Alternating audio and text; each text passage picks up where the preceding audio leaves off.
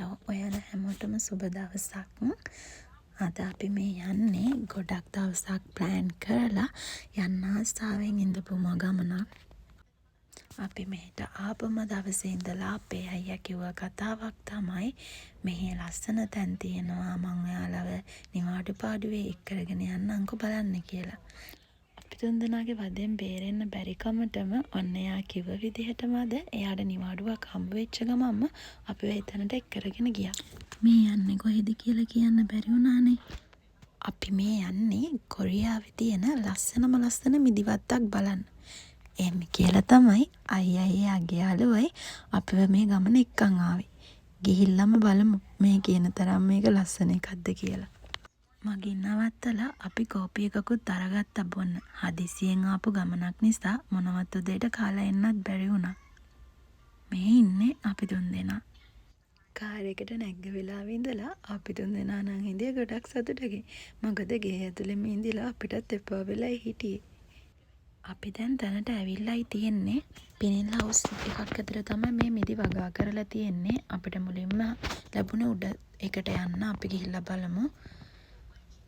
ඇත්තටම හරිම ලස්සනයි මෙතන. එන්න අපි ගිහිල්ලාම බලමු කොහොමද කියලා. කොරියාවේ තියෙන හැම මිදි වර්ගයක්ම මේ පිනිල් හවුස් ඇතුලේ වගා කරනවා කියලා තමයි මෙයාලා නම් කියන්නේ. ඒ වගේම වයින් නිෂ්පාදනය කරන්න ගන්න මිදිත් මේ අතරේ තියෙනවා. මේ තියෙන්නේ ඒ මිදි වර්ගය.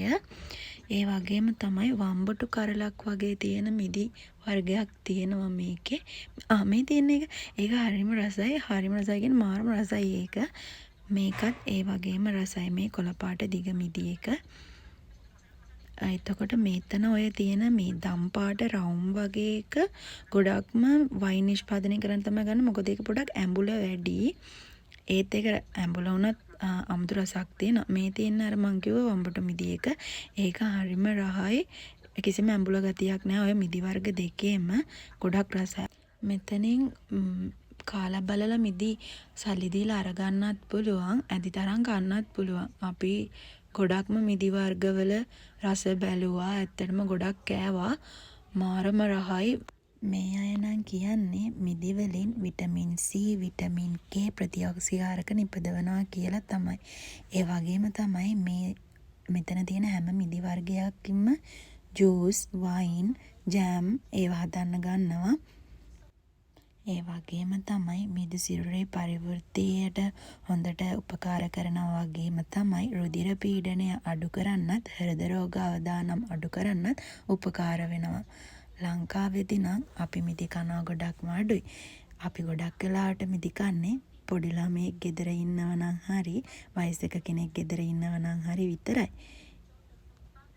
මේකත් හරිම රස මිදි වර්ගයක්. මේ කොළ පාට මිදි එක පුදුම රසක් තියෙන්නේ. අපි හැමතැනම ඇවිද මිදි කකාම විතරක් ඉන්න නිසා අපේ අයියලා ගිහිල්ලා මිදි ටිකක් අරගෙන තිබුණා අපිට ගෙදර ගෙනියන්න.